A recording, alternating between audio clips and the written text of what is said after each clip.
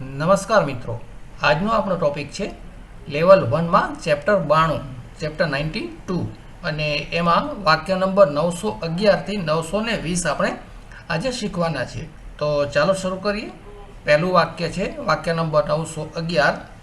આઈ often tech બાથ before breakfast. Often એટલે સામાન્ય રીતે, મોટા ભાગે અથવા વારંવાર. ઓફન ટેક બાથ એટલે સ્નાન કરવું, નાહવું.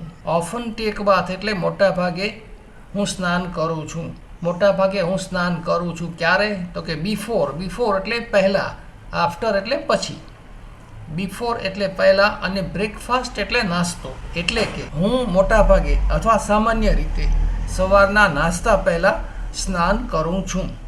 હવે નાસ્તાને બ્રેકફાસ્ટ શું કામ કહેવાય? કે અંગ્રેજીમાં ઉપવાસને ફાસ્ટ કહેવાય. ફાસ્ટ એટલે ઉપવાસ.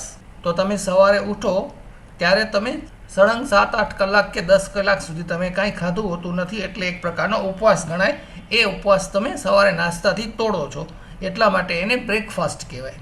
બ્રેકફાસ્ટ એટલે સવારનો નાસ્તો. હું સામાન્ય રીતે સવારના નાસ્તા પહેલાં સ્નાન કરું છું. વાક્ય number 912. I don't go to work on Sundays. Sunday એટલે રવિવારે, સન્ડેઝ એટલે રવિવારે, દર રવિવારે. ડોન્ટ એ ડુ નોટનું ટૂંકું રૂપ છે. ડુ નોટ એટલે કંઈ પણ કામ નથી કરતો. શું નથી કરતો? ગો ટુ વર્ક, કામ પર જવું. ડોન્ટ ગો ટુ વર્ક એટલે કામ પર નથી જતો. ક્યારે? તો કે સન્ડેઝ એટલે દર રવિવારે. હું દર રવિવારે કામ પર નથી જતો. વાક્ય number 913. When do you usually go to bed?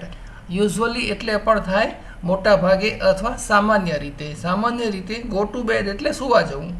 સામાન્ય રીતે સુવા જાઓ છો. વેન એટલે ક્યારે.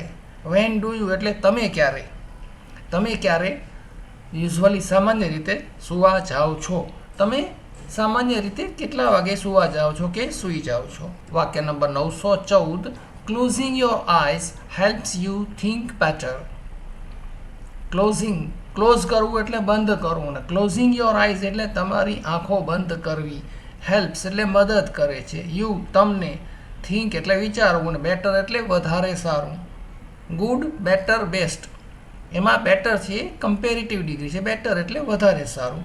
થિંક બેટર એટલે વધારે સારી રીતે વિચારવું.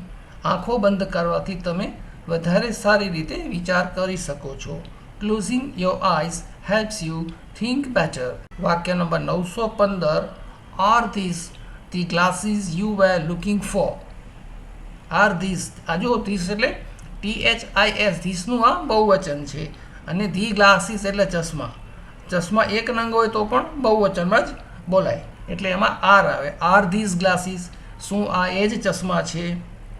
You were looking four, look કરવું એટલે જોવું થાય, પણ અહીં લુકિંગ ફોર એટલે શોધવું, જે તમે શોધી રહ્યા હતા.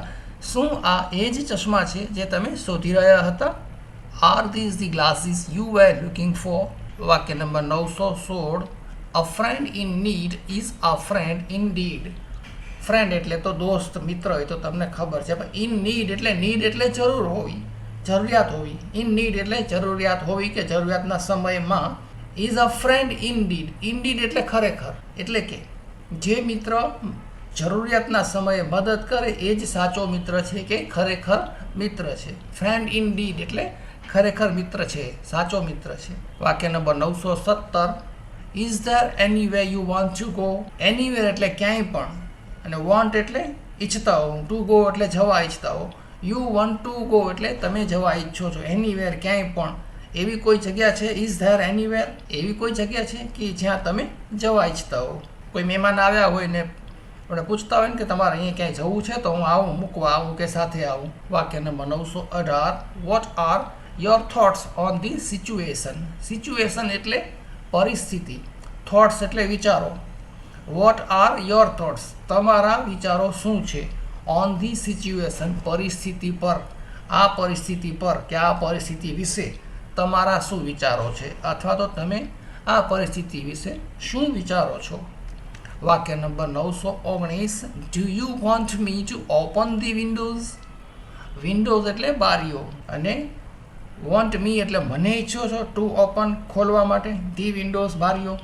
એટલે કે તમે ઈચ્છો છો કે હું બારીઓ ખોલું કે ખોલી આપું. વાક્ય નંબર 920.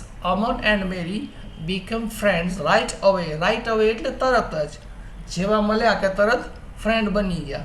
મિત્રો ફક્ત વિડીયો જોવાને બદલે વિડીયો જોયા પછી તરત જ અનમોલ ઇંગ્લિશ એપમાં દરેક ચેપ્ટરની સાથે જે લિસન થિંક સ્પીક પદ્ધતિ અનુસારની પ્રેક્ટિસ આપેલી છે એ પ્રેક્ટિસ પણ જરૂરથી કરતા રહેજો. વિડીયો જોવાની સાથે સાથે જો પ્રેક્ટિસ કરતા રહેશો તો થોડાક જ સમયમાં તમને ગ્રામરના નિયમો યાદ કર્યા વગર જ કડકડાટ ઇંગ્લિશ બોલતા આવડી જશે.